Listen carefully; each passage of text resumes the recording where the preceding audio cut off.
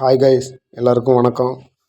இங்கே என்ன வேலை பார்த்துக்கிட்டு இருக்காங்கன்னு பார்த்தீங்கன்னா, தென்னை மரத்தை வந்து புதுசாக நட்டுக்கிட்டு இருக்காங்க.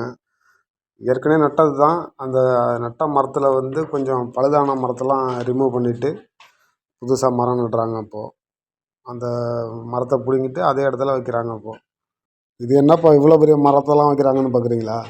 இங்கே எல்லா மரமும் அப்படி தான் வைக்கிறாங்க. நம்ம ஊரில் தான் டவுட்டாக இருக்குது, வச்சோம்னா அது முளைக்குமா என்னன்னு நம்ம யோசனை பண்ணுறோம். ஆனால் இங்கே வந்து கம்ப்ளீட்டாக வந்து இப்போது சைடில் உள்ள மரம் எல்லாமே வச்சு ஒரு 6 மாதம் தான் ஆகுது. எல்லாம் நம்ம ஊர்லேருந்து கொண்டாந்த மரம் தான். எல்லாம் கன்னியாகுமரி, தூத்துக்குடி இங்கேருந்து தான் வருது எல்லா மரமும். அங்கேருந்து கொண்டாந்து தான் வைக்கிறாங்க. ஆனால் ஃபுல் பேக்கிங் பண்ணி தான் கொண்டு வராங்க. அதுக்கு உள்ள எருவு, உரம் அதோட வச்சு பேக்கிங் பண்ணிட்டு தான் அங்கேருந்து தான் கொண்டு வராங்க. அப்படியே கொண்டு வந்து இங்கே ஒன்றும் செய்கிறதில்ல. அப்படியே ஒரு குழியை நோண்டி வச்சுட்டு அதுக்கு கொஞ்சம் மெடிசன்லாம் நிறைய போடுறாங்க. உரம் தான் போடுறாங்க. அதெல்லாம் போட்டு சுத்தமாக மூடிடுறாங்க. அது கொஞ்சம் கூட வாடவும் மாட்டேங்குது, கொஞ்சம் கூட பட்டு போகவும் மாட்டேங்குது. அப்படியே இந்த மண்ணுக்கு அது பிடிச்சிக்குது நல்லா. அவ்வளோ ஒரு அழகாக இருக்குது பார்க்குறதுக்கு.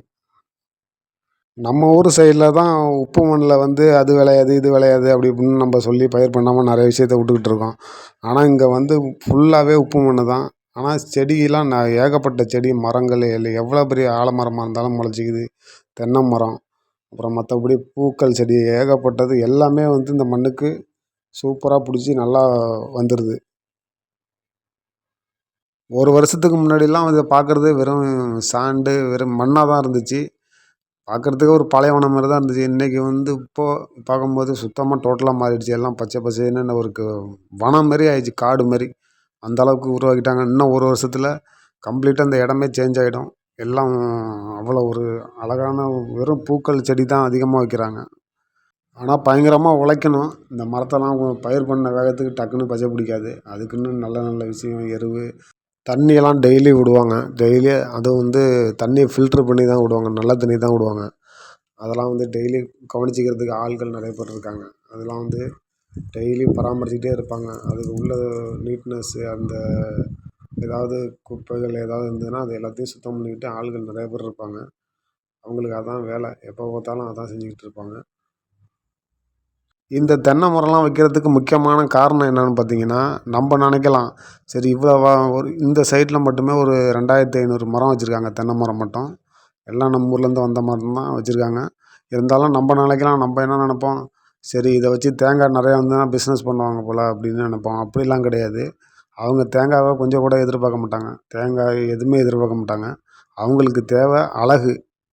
வர்ற டூரிஸ்டர் வந்து அழகை ரசிக்கணும், இயற்கையாக இருக்கணும் அப்படிங்கிறது அதை தான் விரும்புகிறாங்க. தேங்காவுக்கெல்லாம் வந்து பயிர் பண்ணுறதில்ல. நம்ம சைடில் தான் நம்ம வச்சோம்னா தேங்காய் வரும் அப்படின்னு நம்மளுக்கு காசு பார்க்கலாம் நம்ம எதிர்பார்ப்போம். ஆனால் இங்கே வந்து அவங்க வந்து கோகோனட் ட்ரீக்கு வந்து ரொம்ப இம்பார்ட்டன்ட் கொடுக்குறாங்க. காரணம் என்னென்னா, அது இங்கே பீச்சு ஏரியா அதிகமாக இருக்கிறதுனால கோகோனட் ட்ரீ மட்டும்தான் சூட் ஆகும். அப்படிங்கிறதுனால அவங்க வந்து தென்னை மரத்துக்கு மட்டும்தான் நிறையா இம்பார்ட்டன்ட் கொடுத்து நிறையா மரம் அதுதான் கொண்டாந்து வைக்கிறாங்க. இப்போ ஒரு மரத்தை பிடுங்கிட்டு இருக்காங்கள்ல, அது வந்து பார்க்குறதுக்கு பச்சையாக தானே இருக்கிற மாதிரி இருக்குது. அது வந்து மேலே அந்த டாப்பில் உள்ள அந்த குருத்து கீழே விழுந்துருச்சு. கீழே விழுந்துருச்சுன்னா ஏதோ பூச்சி அடிச்சிருக்குமோ அப்படின்னு என்னன்னு தெரில. அது அந்த மரத்தை இப்போ பிடுங்கிட்டு இருக்காங்க. அது பிடுங்கி ரொம்ப நேரமாக ட்ரை பண்ணுறாங்க. அது வேர் எல்லாம் 6 மாதம் ஆச்சுல்ல வச்சு, வேர் அதிகமாக போயிருக்கும். அதனால் கொஞ்சம் சிரமப்பட்டு தான் அதை இது பண்ணிகிட்டு இருக்காங்க. ஓகே கைஸ், வீடியோ பிடிச்சிருந்துன்னா சப்போர்ட் பண்ணுங்கள், லைக் பண்ணுங்கள், சப்ஸ்கிரைப் பண்ணுங்கள், சேனலை கொஞ்சம் வாட்ச் பண்ணுங்கள். Thank you friends.